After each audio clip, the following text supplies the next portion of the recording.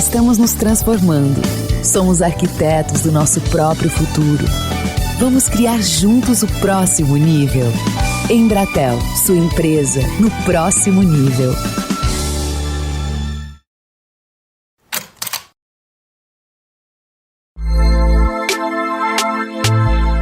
O que preocupa é que a fila de pacientes por um leito de UTI aumenta a cada dia.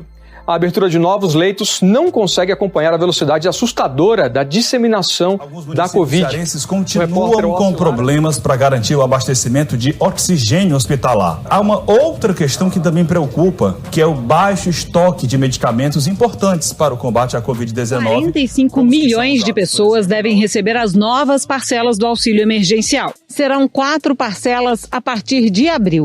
Mas o governo ainda não divulgou o calendário com os dias certos em que vai fazer os depósitos nas contas digitais da Caixa. É uma trágica combinação de fatores. Hospitais abarrotados, em situação precária, com falta de insumos essenciais. Um vírus que não dá trégua, o que só aumenta a pressão por leitos de UTI.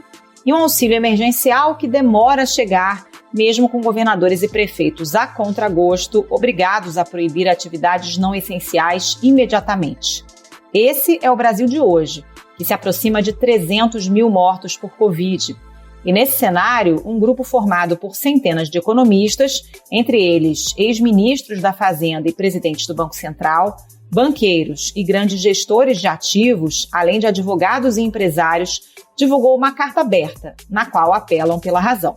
O texto destaca que a controvérsia em torno dos impactos econômicos do distanciamento social reflete o falso dilema entre salvar vidas e garantir o sustento da população vulnerável, que a experiência mostrou que mesmo países que optaram inicialmente por evitar o lockdown terminaram por adotá-lo, que não é razoável esperar a recuperação da atividade econômica em uma epidemia descontrolada. Eles fizeram o seguinte cálculo: no atual ritmo de vacinação, o Brasil deixará de gerar, por meio de produtos ou de renda, 131 bilhões e 400 milhões de reais até dezembro. Mas a conta, em termos de vidas e empregos perdidos, pode ser ainda pior caso as coisas sigam como estão. A proposta é amparada em 4 eixos: vacinação acelerada, incentivo ao uso e distribuição gratuita de máscaras, com uma campanha educativa sobre o seu uso, a criação de um mecanismo de coordenação nacional das ações da pandemia e a adoção de medidas locais de distanciamento social com a coordenação nacional, que incluem a proibição de aglomeração em locais públicos, o estímulo ao trabalho à distância, o fechamento de estabelecimentos comerciais, esportivos, entre outros, e, no limite, escolas e creches. Os economistas também reconhecem que é preciso avaliar um lockdown nacional ou regional diante da crise sanitária sem precedentes e, de forma urgente, estar pronto para um lockdown emergencial com regras, escopo e tempo de duração definidos. Mas por qual razão? Qual é o custo de manter as atividades econômicas funcionando apesar do avanço do vírus? Por que o auxílio emergencial é tão importante durante e não depois de medidas restritivas? E qual o papel de um líder numa economia de guerra? Esses são os temas do Ao Ponto desta terça-feira. Eu sou o Roberto Maltic, estou com a Carolina Moran, e nesse episódio a gente conversa com o economista Thomas Conte, professor do INSPER e um dos 5 redatores da carta, assinada por cerca de 500 nomes entre os mais representativos da economia brasileira. Fique com a gente.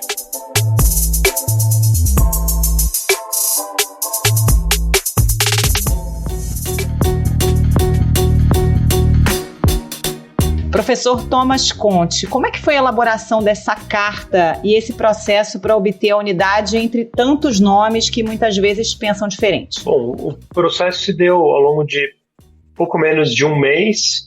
Nós, do grupo, Grupo Economistas do Brasil, que é administrado pelo economista Flávio Taliba, nós fomos cada vez mais compartilhando preocupações com relação à situação da pandemia no Brasil e à falta de uma resposta competente à altura da escala do problema que estava se vislumbrando, e surgiu essa proposta. O professor Marco Bonomo teve a ideia inicial de repente, formar ali uma equipe para redigir essa carta, como parece que o grupo já fez no passado em outros temas. Formamos essa equipe, né, 5 pessoas, eu e mais 4, e fomos redigindo ao longo aí de basicamente 2, 3 semanas. Ouvimos algumas contribuições até chegar no ponto que nós consideramos que estava suficientemente propositivo, mas também não tão detalhista, porque quanto mais detalhes se coloca, maior a margem das pessoas terem objeções e eventualmente não quererem assinar. Então, mandamos com a expectativa para que teria por volta de 100 assinaturas, era a nossa expectativa, mas superou muito a expectativa e o impacto da carta também superou muito a nossa expectativa. Pois é, professor, um dos temas que vocês colocam nessa carta é uma dicotomia que o presidente da República lançou há mais de um ano entre vida e economia. Devemos, sim, voltar à normalidade. Algumas poucas autoridades, estaduais e municipais, devem abandonar o conceito de terra arrasada. E aí vocês mostram, de alguma forma, que isso é uma falsa dualidade. Agora, como é que se explica isso de forma objetiva, para as pessoas entenderem por que não existe essa dicotomia entre vida e economia? Perfeito. Então, o primeiro ponto que deixa, acho que é didático e bastante claro do porquê que não existe essa dicotomia, deve-se a gente reconhecer que não existe só uma medida contra a pandemia. O Brasil, infelizmente, se perdeu completamente nesse debate de lockdown, de medidas restritivas, quando nós que estudamos isso sabemos, né, desde o ano passado, existe um leque muito grande de medidas diferentes que podem ser adotadas, mas o que nós estamos vendo aí pelo mundo todo é que basicamente nenhum país consegue segurar uma epidemia descontrolada da Covid, muito menos das novas variantes. Pesquisadores da Fiocruz divulgaram ontem um boletim que indica que o Brasil vive o maior colapso sanitário e hospitalar de toda a história. Então, muitas vezes, esse suposto dilema entre você adotar a medida restritiva ou não adotar, na verdade acaba virando um dilema entre adotar as medidas restritivas agora para diminuir, né, tentar diminuir o problema, né, antes, ou você esperar acontecer o que aconteceu com Manaus, onde tudo entra em colapso, bebês prematuros deixam de ter oxigênio, etc. E aí quando chegar nesse nível de colapso não vai ter nenhum prefeito, nenhum governador que vai ter a coragem de dizer que não vai fazer nada diante da ruptura geral de todo o tecido social, e as pessoas também vão mudar de opinião a respeito da necessidade de medidas mais fortes. Então, acaba sendo uma escolha entre agir agora ou esperar o pior acontecer, e nessa escolha sempre é melhor prevenir do que a gente esperar o pior, né? E o presidente insiste no discurso de que o lockdown pode quebrar a economia, vai provocar caos social.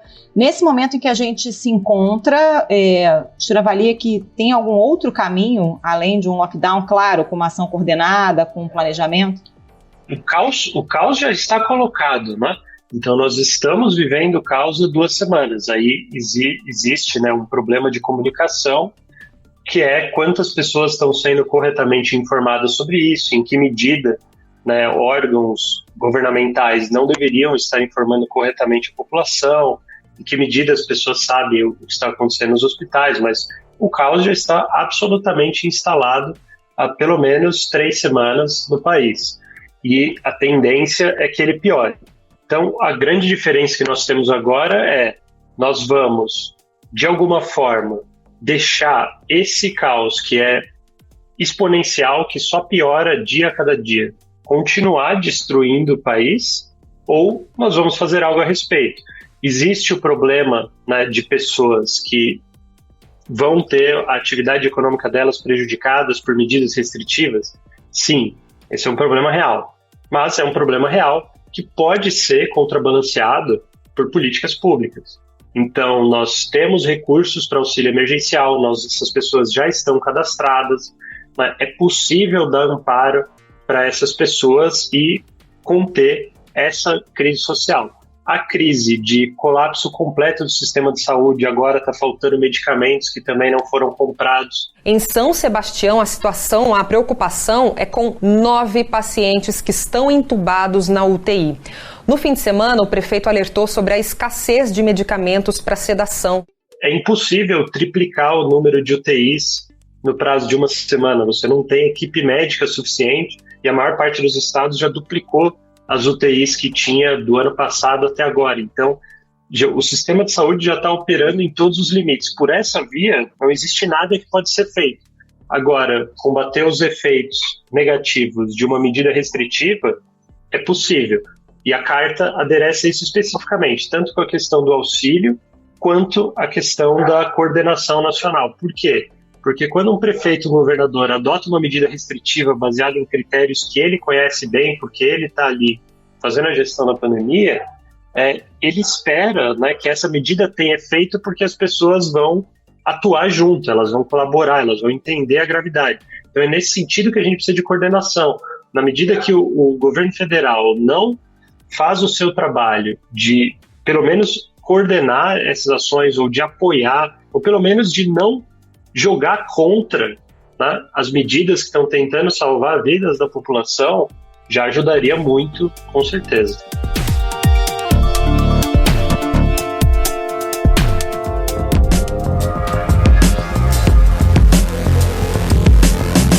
Professor, para as pessoas ficarem em casa é preciso de suporte financeiro. Esse suporte ocorreu em 2020, mas agora o governo demora e diz que não tem dinheiro.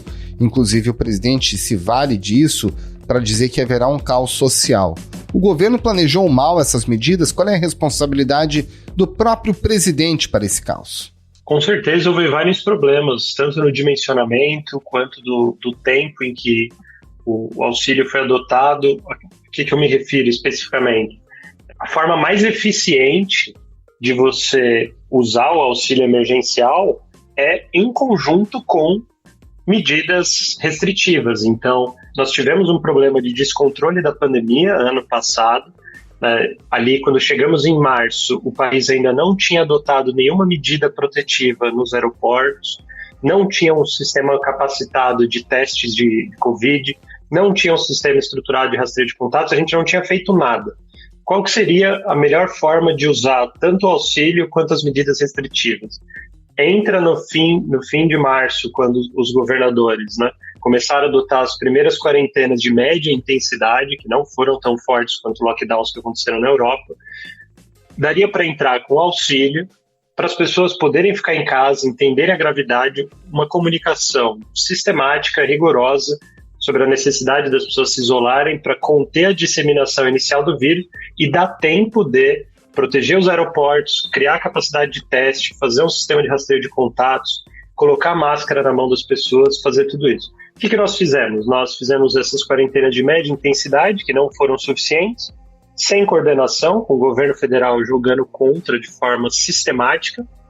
O auxílio veio meses depois dessas medidas iniciais de restrição, depois que já se tinha perdido o controle da pandemia. Não fizemos nada com relação aos aeroportos. De novo, o governo federal se opôs a medidas de controle de aeroportos. Não é só que ele não fez, ele não deixou governadores fazerem. O auxílio veio meses depois, quando as pessoas já não estavam passando pelas mesmas medidas restritivas. Foi mais uma indenização por danos do que uma medida para ajudar as pessoas a ficar em casa em um período onde isso foi solicitado. Paula é mãe solteira e está desempregada há 2 anos. Ela fez o cadastro em abril, mas o pedido foi negado porque o governo diz que outra pessoa da família dela já recebeu. Paula diz que a mãe recebeu, mas não mora com ela há anos. Agora a gente está com as contas públicas muito mais esgarçadas, uma situação econômica mais difícil, contra um vírus mais grave, e de novo corremos esse risco, né, um auxílio de menor alcance, menor valor, e de novo corremos esse risco de não haver essa combinação entre medidas restritivas, boa comunicação e auxílio. A gente está tendo medidas restritivas, de novo, de média intensidade, sem ser acompanhadas por coordenação e boa comunicação, e um auxílio que possivelmente seja insuficiente ou tardio, né, em meio a uma campanha contrária às medidas de isolamento. Então, da mesma conta que paga o auxílio, vem todos os incentivos para que as pessoas continuem se expondo ao vírus e ignorem a gravidade do problema. Não faz sentido, é um uso muito ruim de recursos públicos, e na carta a gente tenta reequacionar isso e falar, olha, é um auxílio para ajudar as pessoas a se isolarem e ajudar a gente a conter esse vírus com outras medidas que são mais custo-eficientes ao longo do ano. sem nós adotarmos medidas eficazes para que saímos dessa fase crítica e as pessoas confiem numa trajetória segura do país para o resto do ano, a coisa não vai andar.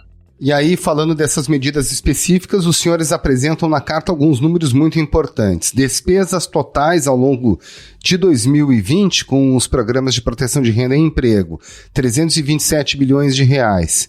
O orçamento para a compra de vacinas, 22 bilhões de reais.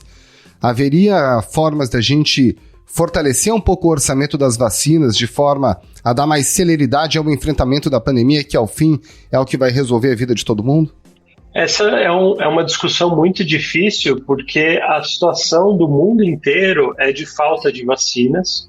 O Brasil não deveria, por qualquer análise econômica minimamente sensata, o Brasil deveria ter fechado o máximo de acordos possíveis, com o máximo de laboratórios diferentes possíveis, para garantir que assim que algum deles tivesse uma vacina viável, segura e eficaz, o Brasil teria acesso a essa vacina no menor prazo de tempo possível. Nós não fizemos isso e não fizemos isso de forma sistemática no ano passado. Na verdade, se não fosse a Coronavac, né, do Instituto Butantan, que o governo do estado de São Paulo negociou, o Brasil não estaria aplicando aí de 70% a 80% das doses que estão na nossa campanha de vacinação agora. Praticamente não existiria campanha de vacinação no Brasil. Então, infelizmente, para alguns tipos de problema, não existe senso de urgência ou dinheiro no mundo que vai conseguir resolver. E esse é um caso deles. É o mundo inteiro buscando, nós não fizemos os acordos no tempo que era necessário e agora tem pessoas na frente da fila. Então, o que nós pressionamos na carta para que fosse acionado é os esforços de diplomacia. A diplomacia brasileira é uma diplomacia competente, temos excelentes diplomatas, quadros diplomáticos muito bons. Nós temos uma emergência de saúde pública em nível mundial. O Brasil é o epicentro da pandemia no mundo hoje.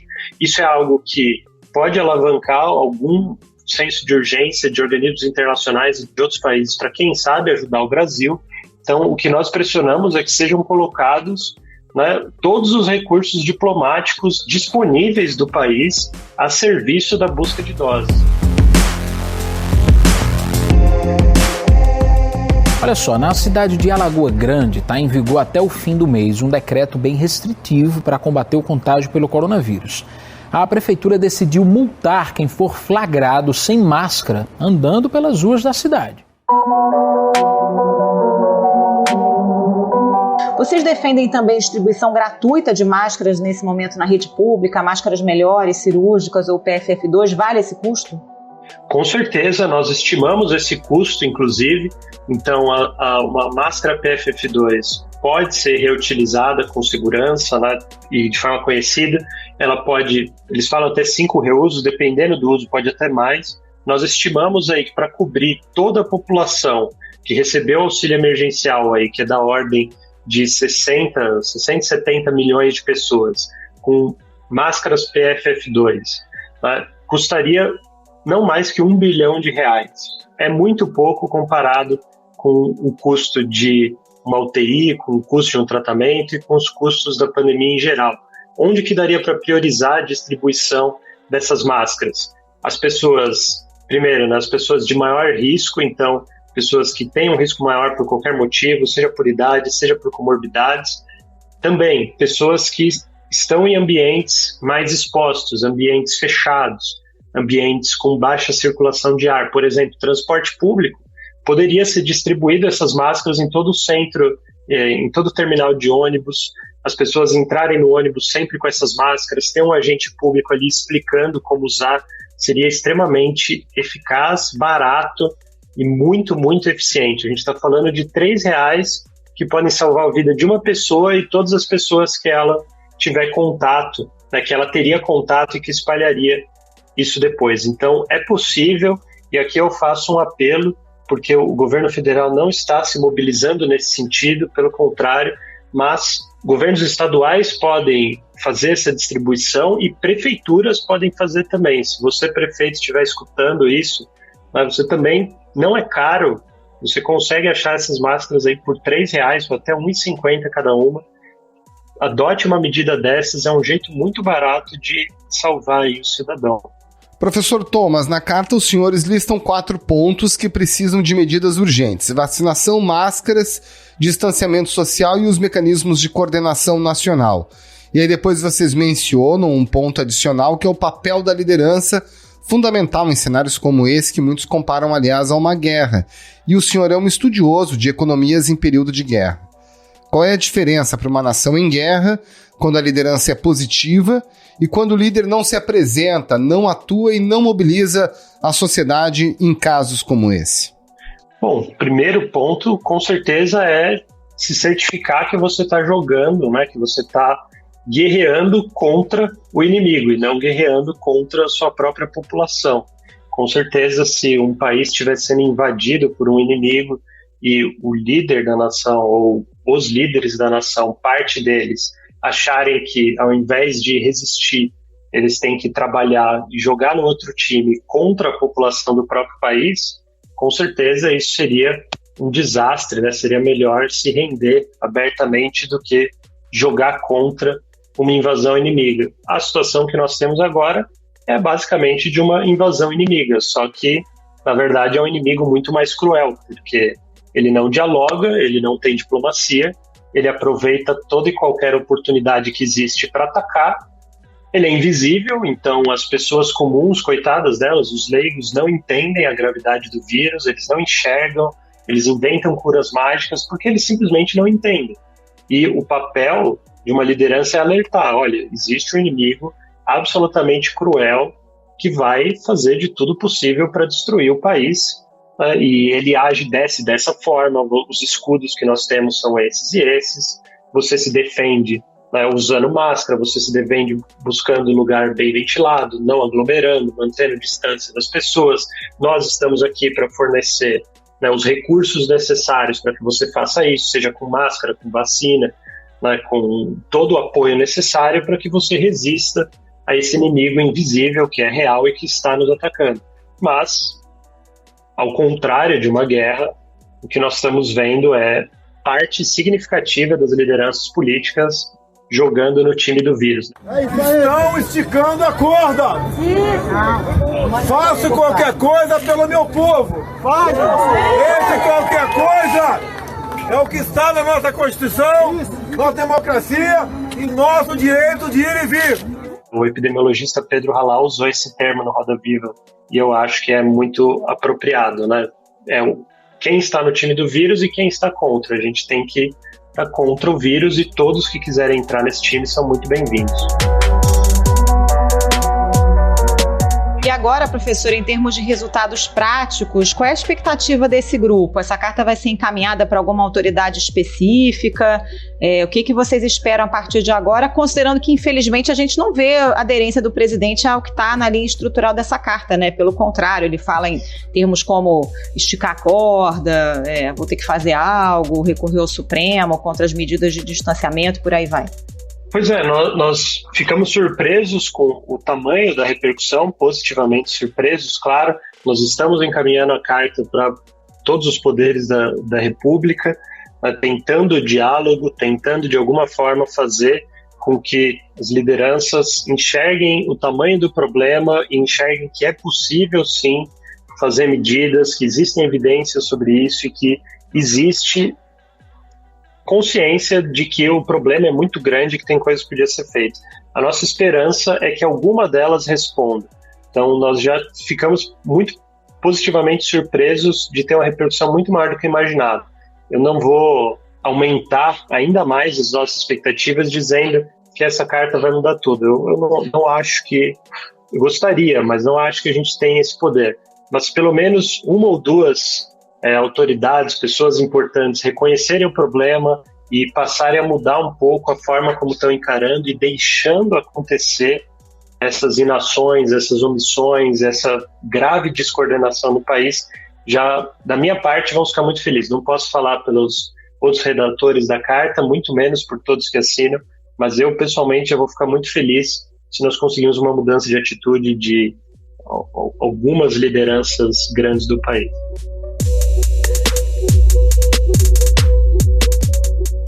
Professor Thomas Conte, do INSPER, um dos autores, um dos redatores da carta, traçando cenários aí, buscando alternativas para a gente enfrentar a pandemia. Muito obrigado pela sua participação aqui no Ao Ponto e uma ótima semana. Muito obrigada, professor. Um abraço. Eu que agradeço.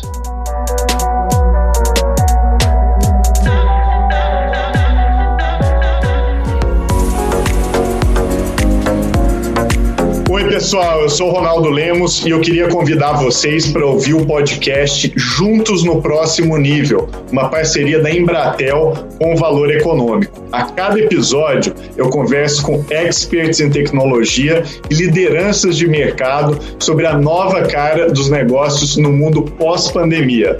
Áreas como varejo, saúde, governo, agronegócio e indústria 4.0 estão no centro desse nosso bate-papo. Busque Juntos no Próximo Nível nos principais agregadores e entre nessa conversa. Espero vocês.